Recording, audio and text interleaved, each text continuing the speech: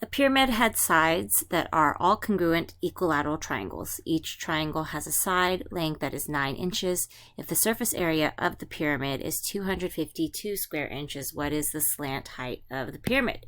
All right, so let's go ahead and solve this problem.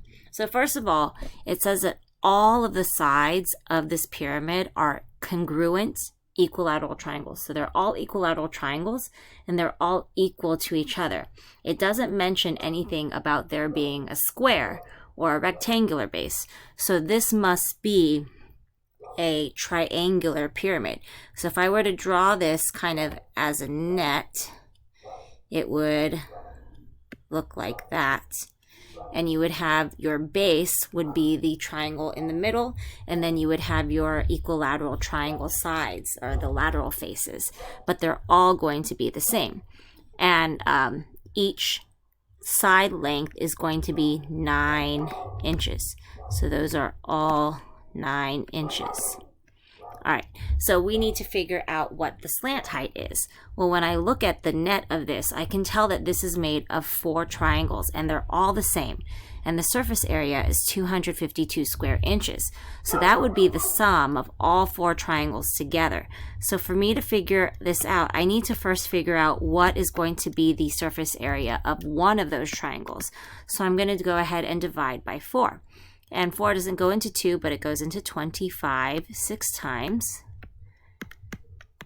Bring down that 2, and then it goes into 12 3 times, and that is exact.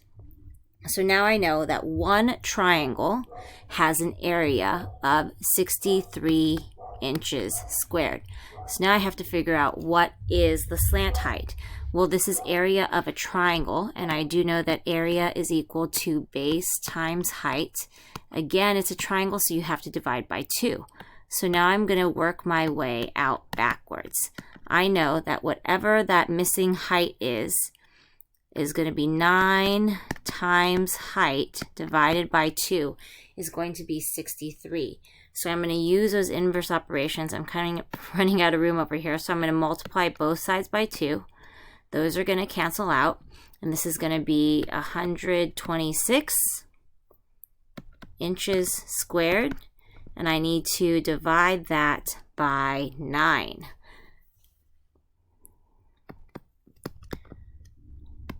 So divide by 9 on both sides. I have 126 divide by 9. 9 is going to go into, just making sure, into 12 one time, subtract. I'm going to get a 3, bring down that 6, and 9 is going to go into 36 4 times, and that is exact. So my missing height is 14 inches.